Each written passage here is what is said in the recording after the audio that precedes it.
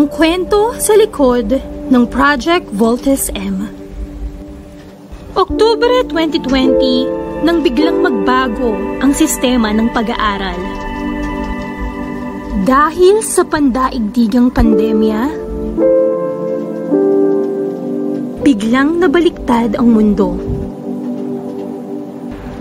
Ang dating paaralan na maingay, ngayoy nakabibingi ang katahimikan. Ipinatupad ang distance learning.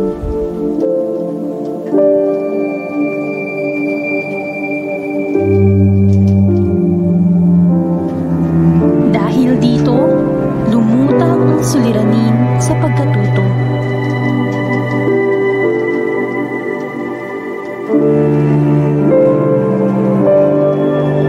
Batay sa resulta ng pre-test sa 4 fundamental operations sa paaralang elementarya ng Newgan, mayroong 71 sa kabuuang 185 na mag-aaral ang naitalang non-numerate sa matematika, particular sa multiplication.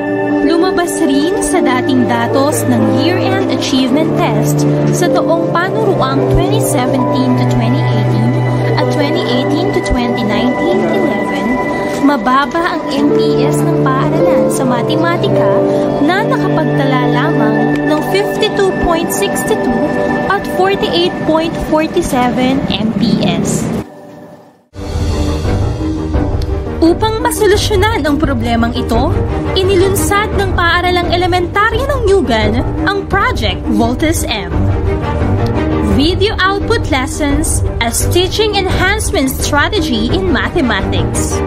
Inyong masasaksihan ang ipinagmamalaking Project Voltes M.